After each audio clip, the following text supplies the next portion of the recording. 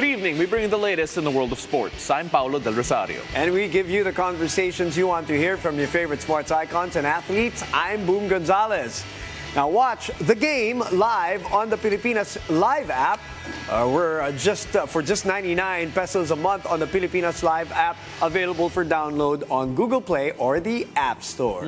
Buckle up, sports fans. Let's get in the game.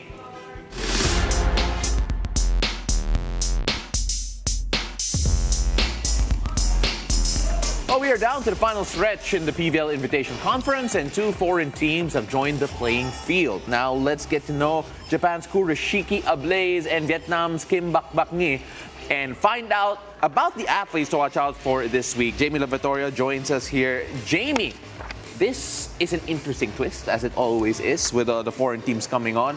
You got a chance to watch them in their first matchup against each other.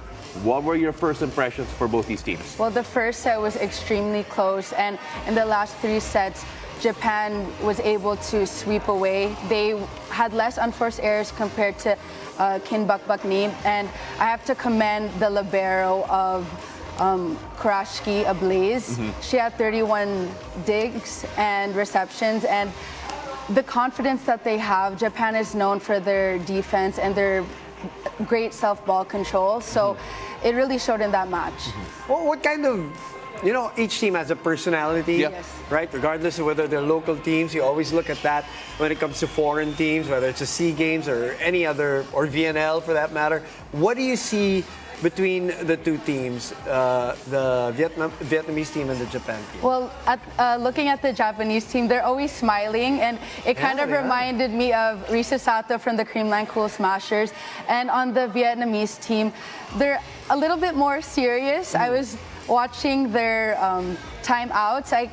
We didn't get to understand what the coach was actually saying, but based on his body language, you can see that he's very serious, not smiling compared to the Japanese team. I would be very surprised if you understood what was being said in the huddle of either of these teams, to be quite honest. But then, Jamie, you take a look at the effect this could have on the local scene. Of course, playing new opponents, different styles of play. Just how good is that for the local squads in the PVL? I believe it's really a treat to go against these international teams, because at the end of the day, it's only a loss if you don't learn. And I'm sure that each PVL team is going to get a little dose of each international teams of what they can pick up. And when you play against good teams like the Japanese team and Vietnamese team, you actually become a better player because you're exposed to a different environment and a different system. Okay, speaking of Japan, they just won. Yep. Yes. Right?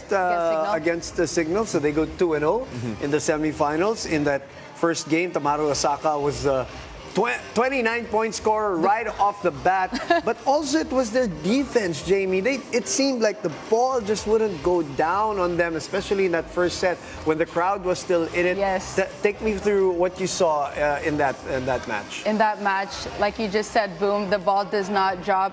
The play keeps going, and that just goes to show the effort that is shown on the system of the Japanese. They never let the ball drop. And in terms of ball control, because the players had 29 points, it's because the first ball and the defense is stabilized. Well, you know what? We have games every day this week except for Wednesday. Correct. And there's a lot of players that we have to watch out for because there's already developing storylines for each of these teams. Now, let's go to F2 in particular first. Not a great start to the semifinals. In fact, very disappointing considering how their first semifinal game went and then the sweep last time around. Abi Maraño is one you have to watch out for, according to you. Why so? Yes. Well, because of the absence of KKD, the captain, Abi Maraño, really needs to step up, not in terms of points, but also as a leader. You could see in their last match against PLDT, they kind of looked fatigued, based, of course, on the schedule for the Invitational Conference. But I noticed during that match, when I covered that game, you need that energizer, that boost that KKD usually gives on the court. And she also just posted that it's not over yet. Yes. That they're still going on and they're going in for another win, and they're playing tomorrow. Yes. One of the foreign teams, right? Okay.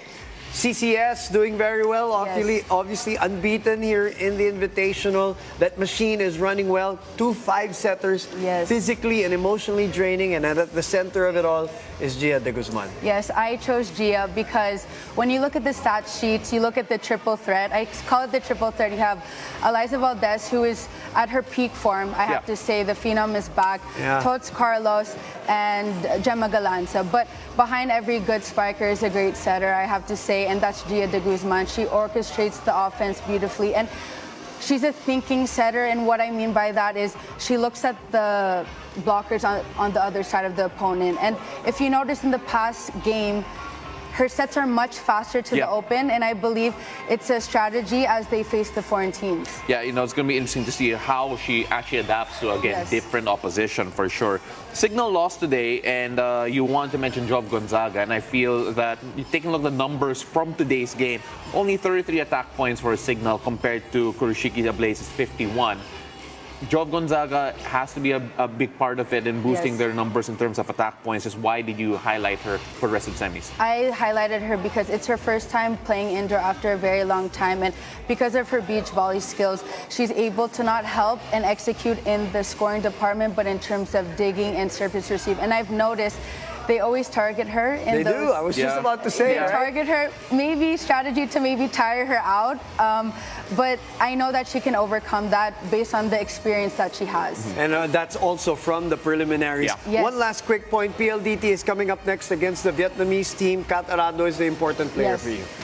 I chose Kat Arado because of her, not only her 20 excellent digs in the past few games, but because of, if you look at her during the game, during the rally and in between the rally, she talks to each player, and that's a sign of a good thinking libero. She actually, if you look at them on the court, her point of view is different from the spikers, so she can actually see the opposite, the opponent. So she tells them during the rallies, okay, go down the line, go for that drop ball, and she's constantly talking during the game. Thinking and a leader, libero for PLDT, who are coming up next against Kin Bakbak Ni. Hey, here's a look at the PVL games happening tomorrow also, July 25 at the Phil Sports Arena.